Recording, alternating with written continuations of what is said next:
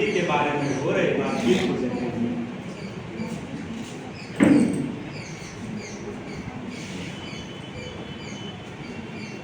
मैं बहुत परेशान हूँ, मुझे समझ नहीं आ रहा मैं क्या करूँ। आप इतने परेशान क्यों हैं? परेशान तो होऊंगा ना पार्वती, आखिर एक बेटी का बाप जो ठहरा।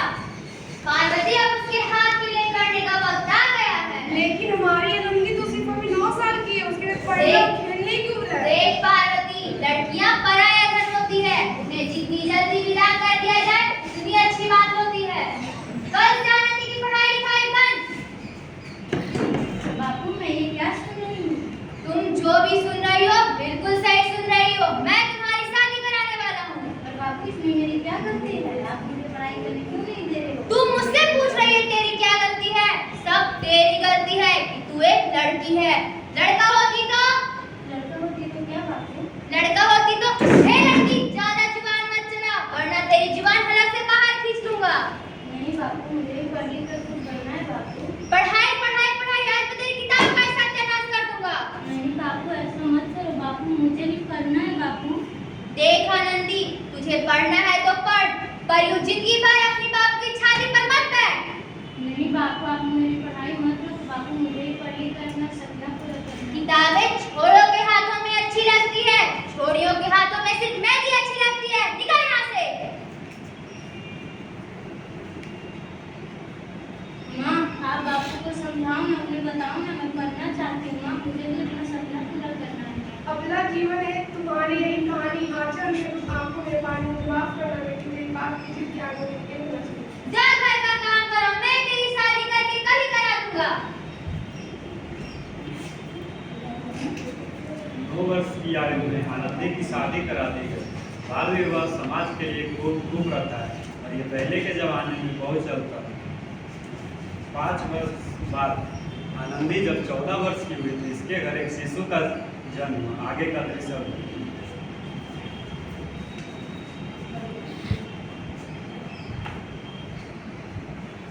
देखिए ना इसे क्या हो गया है।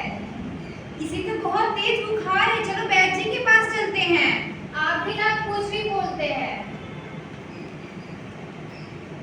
तुम ये क्या कर रही हो? मैं इसे भगवान की भभूत लगा रही हूँ, भगवान की कृपा से जल्दी ही ठीक हो जाएगा। ये सब समझ विश्वास है आनंदी। आप ये ठीक तो कीजिए, देखिए इसका सर ठंडा हो रहा है, ये ठीक हो जाएगा। देखिए इसे, लाइए मुझे। बाबू आंखें खोलो। ये आंखें क्यों नहीं खोल रहा? आनंदी, अब हमारा बच्चा कभी आंखें नहीं खोलेगा। नहीं, ऐसा नहीं हो सकता। मेरे बच्चे को सिर्फ कोई नहीं छीन सकता। पागलपन बंद करो आनंदी। नहीं, भगवान ने मुझसे मेरा बच्चा छीन लिया। भगवान ने तुम्हारा बच्चा नहीं, तुम्हारे अंधविश्वास और तुम्हारे अशिक्षा ने तुम्हारे बच्चे को छीना है। अगर तुम पढ़ी लिखी होती तो आज हमारा बच्चा जीवित होता। तुम अनपढ़ हो आनंदी। नहीं, मैं अनपढ़ नहीं रहूंगी, मैं पढ़ूंगी ताकि कोई और आनंदी को इलाज के अभाव में अपना बच्चा ना खोना पड़े। शाबाश आनंदी, तुम्हारी गलती की बस यही एक सुधार है।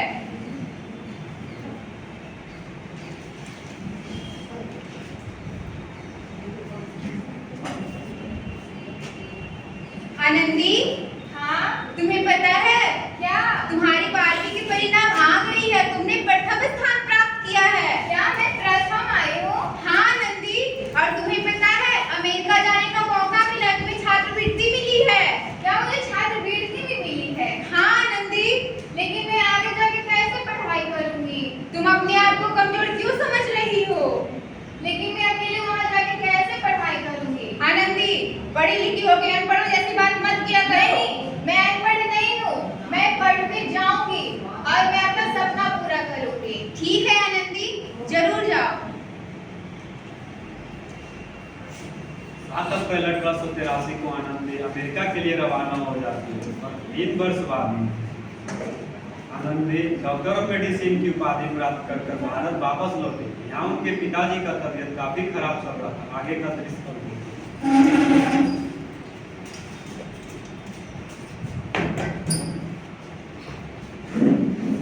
माधव, लगता है अब मेरे जाने का वक्त आ गया है। ऐसा क्यों बोलते हो भाई? मैंने सुना है अस्पताल में अमेरिका से कोई डॉक्टर आया है। चलो चलते एक बार पता नहीं कर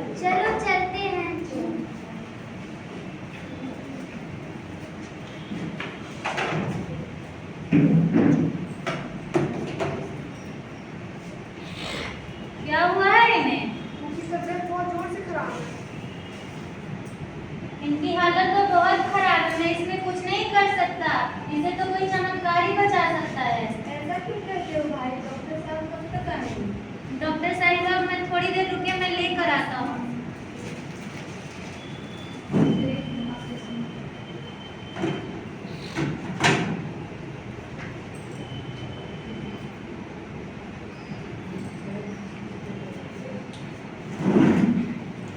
हटिए दीदी, क्या हो गया है?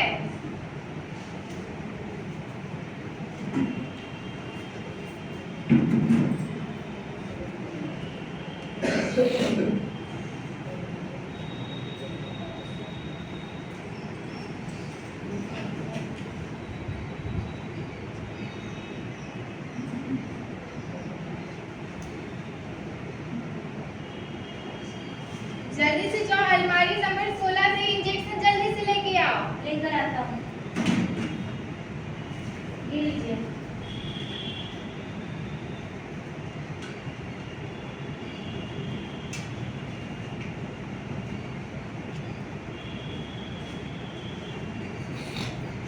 पहले से इनकी हालत में अब कुछ सुधार आया है, आप टेंशन मत लीजिएगा, ये जल्दी ठीक हो जाएंगे। इन्हें कुछ होगा तो नहीं ना?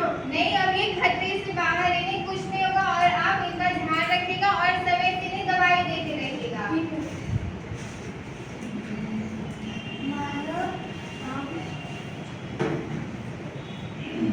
मुझे क्या हुआ था? तबीयत खराब आपकी। मेरी जान किसने बचाई? डॉक्टर साहिबा। मैं उनसे मिलना चाहता हूँ।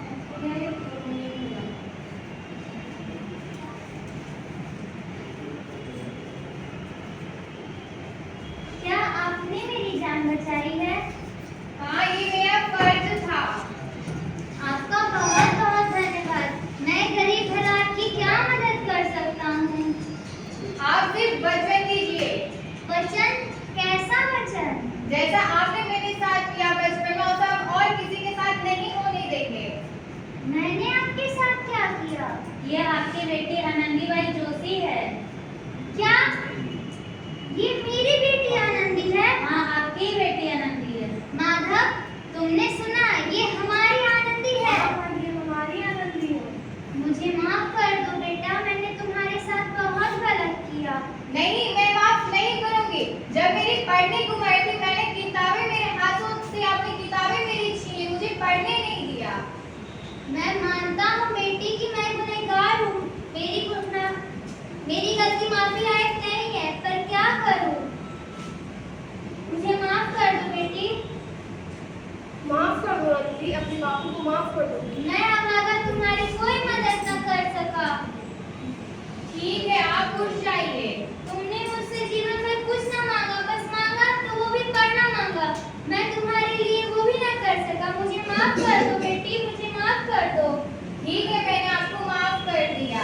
क्या सच में तुमने मुझे माफ कर दिया? हाँ, मैंने आपको माफ कर दिया। मेरी प्यारी बेटी आनंदी।